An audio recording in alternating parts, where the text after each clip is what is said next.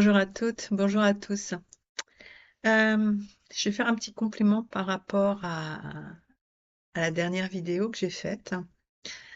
Je vois que ça remue beaucoup pour certains et parfois vous perdez un peu le sens de tout ce que vous êtes en train de vivre. Et c'est là que ça devient extrêmement compliqué parce que bah ouais, quand on est au potentiel, ce qui caractérise, l'une des caractéristiques aussi, c'est ce besoin finalement de donner du sens à ce que l'on vit. Et que si on ne trouve plus le sens, bah forcément, ça devient compliqué. Par rapport à ce concept de flamme jumelle et d'éveil de l'âme, puisque de toute façon, alors on peut faire un éveil de l'âme sans être flamme jumelle, hein, c'est pour ça que je parle quand même des deux. Et quand on est flamme jumelle, forcément, il y a un éveil spirituel, un éveil au niveau de l'âme qui se fait.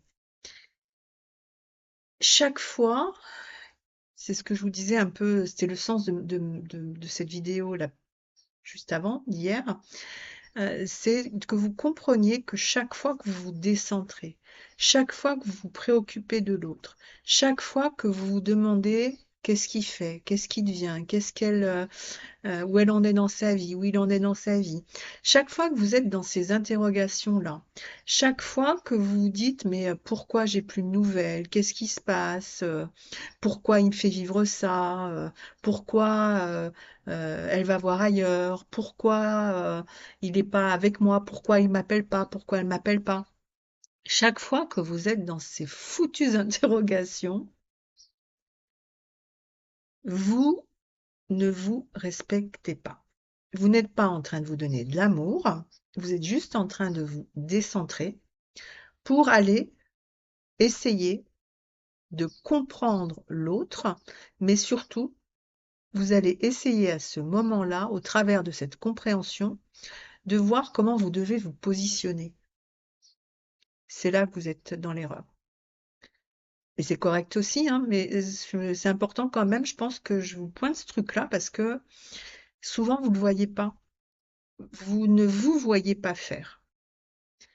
Se voir faire, c'est quoi? C'est regarder, mais pourquoi est-ce que j'ai autant besoin de savoir où il en est, qu'est-ce qu'il fait, ce que je dois dire, ce que je dois faire, est-ce que je dois l'appeler, est-ce que je dois pas l'appeler? Euh, voilà. Tout ça,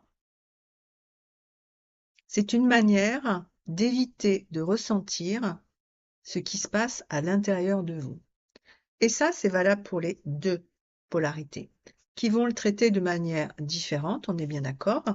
Hein, la polarité yin, elle est dans sa peur d'être rejetée, de oui, mais si je fais pas bien les choses, on va pas pouvoir avancer, et puis il va pas vouloir de moi, et puis il va pas revenir, et puis comme si finalement ça dépendait de vous seul. Ben non, ça n'est pas que de vous seul. Vous êtes deux dans l'histoire, même trois. Il y a Dieu aussi là-dedans, la source, vous l'appelez comme vous voulez, d'accord? De toute façon, plus vous allez être là-dedans, puis plus ça va être compliqué, puis moins ça va avancer. Je vous le dis tout de suite, c'est comme ça que ça fonctionne, d'accord? Parce que l'idée quand même qui est à la base de tout ça, qui est derrière tout ça, c'est quand même de pouvoir être en capacité de pouvoir s'aimer, de vous aimer vous d'abord. Donc, c'est pas la peine d'envoyer de l'amour inconditionnel à l'autre parce que de toute façon, votre amour inconditionnel, il est conditionné et il est conditionnel. C'est-à-dire, je t'envoie de l'amour pour que tu reviennes. C'est de l'amour, c'est pas de l'amour inconditionnel, ça, je suis désolée, mais non, non. Pourquoi vous vous donnez pas de l'amour à vous? Pourquoi cet amour, vous avez besoin de le donner à quelqu'un d'autre plutôt qu'à vous-même? Parce que vous attendez ensuite que l'autre, il vous le donne? Ben non, c'est pas de l'amour inconditionnel, tout ça. C'est de l'amour manipulatoire. Donc, à un moment donné, vous devez aussi le regarder, cette histoire-là. Pourquoi vous voulez pas vous aimer vous? Pourquoi est-ce que pour vous, vous n'êtes pas la personne la plus importante de votre vie? Pourquoi vous refusez à vous cet amour? Vous voulez le donner à l'autre, mais vous êtes incapable de vous le donner à vous. Comment pensez-vous pouvoir être capable de le donner à l'autre? Donc là, il y a quand même quelque chose qui est important que vous regardiez. Et c'est pour ça que dans ce silence dont je parlais dans la dernière vidéo, ce silence pour aller retrouver votre âme. Votre âme, elle n'a pas besoin de savoir ce que fait l'autre. C'est son autre moitié. Ça se connecte bien, ça va, ça marche très bien pour nos âmes. Ensemble, elles fonctionnent très bien. Néanmoins, nous, dans notre désir de contrôle, on empêche aussi qu'il y ait une communication qui soit faite. Si l'autre est en silence, c'est peut-être aussi parce que votre âme est en silence. Parce qu'avec votre besoin d'aller imaginer ce que fait l'autre, pourquoi il le fait, comment il le fait, et à quel moment est-ce que, et si je fais ci, est-ce que votre âme, elle a pas de place, là, vous lui laissez aucune place. Rien. Niente, nada, nothing. Je peux vous le faire dans toutes les langues. Mais bref, l'idée, c'est quand même ça. À quel moment vous arrêtez de vous disperser? À quel moment vous arrêtez de vouloir contrôler, manipuler? À quel moment vous acceptez d'entendre, ok, là je me pose, puis j'arrête. J'arrête de m'agiter dans tous les sens. L'autre, il est votre miroir. Quand il ne revient pas, c'est parce que de toute façon, vous ne lui laissez aucune place pour revenir, puisque vous êtes tellement préoccupé par ce qu'il fait, par ce qu'il dit, ce qu'il va faire, ce qu'il va pas faire, et si je fais ça, est-ce que ça va... Que de toute façon, il n'y avait pas de place pour l'amour là-dedans. Il y a juste de la place pour le contrôle. Alors ouais, je suis un peu punchy là ce matin parce que aussi j'ai réalisé cette nuit, enfin moi j'ai eu une mise à jour là qui s'est faite qui était plutôt agréable, je dois dire. Et dans cette mise à jour, bah, il y a ce côté où vraiment c'est essentiel que vous captiez ça. Alors si vous avez du mal à le capter, si ça vous énerve ce que je suis en train de raconter, bah, peut-être que vous avez à regarder aussi que, ah tiens, peut-être aussi que j'ai à comprendre quelque chose. Je suis aussi votre miroir. Quand je vous dis les choses, puis que ça vous agace, puis que ça vous énerve, que, là, que vous me mettez les pouces en bas ou vous désabonnez, ok, moi, je vais pas m'arrêter pour autant, parce que mon job, c'est pas de vous conforter puis de vous caresser dans le sens du poil. Je considère pas que être juste et aidante pour vous, ce soit simplement de vous caresser dans le sens du poil. Non, je suis là aussi pour vous dire, ok, attention, regardez ce que vous êtes en train de faire. Voyez-vous en train de le faire. Je sais que vous ne vous voyez pas, mais moi, mon rôle, c'est de vous mettre le miroir en face et puis de vous dire, là maintenant, vous vous voyez? Alors oui, c'est pas forcément très agréable. Oui, ça peut agacer. C'est ok. Ne passez pas à côté de vous. Ne passez pas à côté de vous. Moi, c'est la seule chose que je vous demande. Entendez, écoutez. Allez entendre ce silence en interne. Allez laisser la place à votre âme. Et arrêtez de rejeter sur l'autre la faute. Ah bah elle est comme ci, il est comme ça. À cause de lui, voilà ce que je vis. Non, stop à ça. C'est vous qui vous faites vivre ça.